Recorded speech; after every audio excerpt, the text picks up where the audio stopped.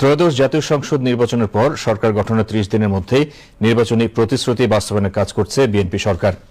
এরই মধ্যে দেশের মানুষকে দেওয়া প্রতিশ্রুতি অনুযায়ী ফ্যামিলি কার্ড বিতরণ, মসজিদ মন্দিরের ইমাম ও পুরোহিতদের সম্মানী ভাতা ও কৃষি ঋণ মওকুফের মতো উদ্যোগ বাস্তবায়ন করেছে জনবান্ধব সরকার।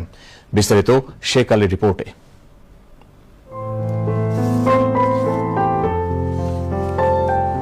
জুলাই গণঅভ্যুত্থানের পর ত্রয়োদশ জাতীয় সংসদ নির্বাচনে ২/৩ বেশি আসনে গণমানুষের রায়ে সরকার গঠন করে বাংলাদেশ জাতীয়তাবাদী দল বিএনপি।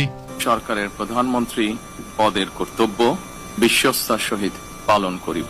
সরকার প্রধানের দায়িত্ব গ্রহণের পরপরেই নির্বাচনে দেয়া প্রতিশ্রুতি দৃশ্যমান বাস্তবায়নের পথে হাঁটতে শুরু করেন প্রধানমন্ত্রী তারেক রহমান।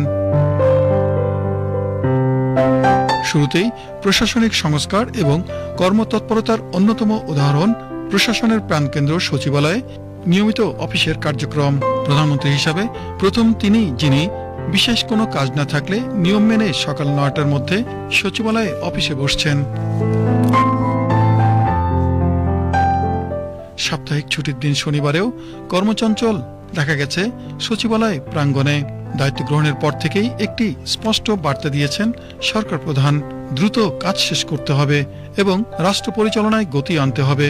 প্রশাসনে শৃঙ্খলা ফেরাতে সময়মতো উপস্থিতি নিশ্চিত করার নির্দেশ দেওয়া হয়েছে। এমন তৎপরতা প্রশাসনে সৃষ্টি করেছে স্বচ্ছতা ও জবাবদিহিতার সংস্কৃতি।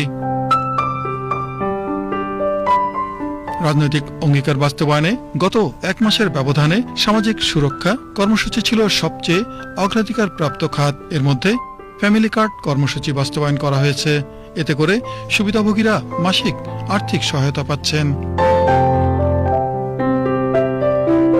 দেশ জুড়ে সকল ধর্মের ধর্মীয় সেবকদের জন্য চালু করা হয়েছে ভাতা প্রদান। মসজিদের ইমাম মুয়াজ্জিনদের পাশাপাশি মন্দিরের পুরোহিত, বৌদ্ধবিহারের অধ্যক্ষ, গির্জার যাজকরাও রয়েছেন এই সুবিধার তালিকায়। এতে করে একটি অন্তর্ভুক্তিমূলক রাষ্ট্র গঠনের বার্তা দিয়েছেন প্রধানমন্ত্রী তারেক রহমান।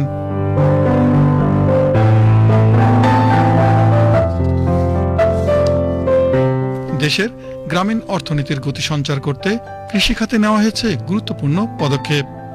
এর মধ্যে দৃশ্যমান হতে চলেছে কৃষক কার্ড চালুর পরিকল্পনা। সেই সাথে মওকুফ করা হয়েছে তৃণমূল কৃষকদের কৃষি ঋণ।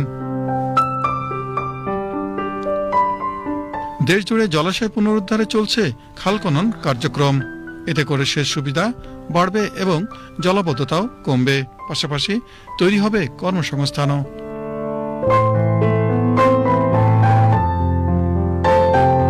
এদিকে সড়কে শৃঙ্খলা ফেরাতে নেওয়া হয়েছে নানামুখী উদ্যোগ।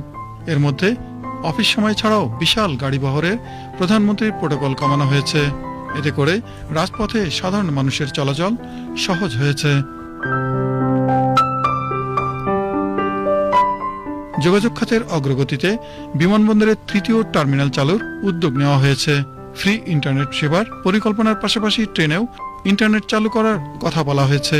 সব মিলিয়ে সরকার গঠনের প্রথম ৩০ দিনেই সাধারণ মানুষের কাছে একটি পরিষ্কার বার্তা পৌঁছে গেছে। প্রধানমন্ত্রী তারেক রহমানের নেতৃত্বে প্রতিশ্রুতি বাস্তবায়নের চেষ্টা করছে সরকার। Sheikh Ali, BTV news.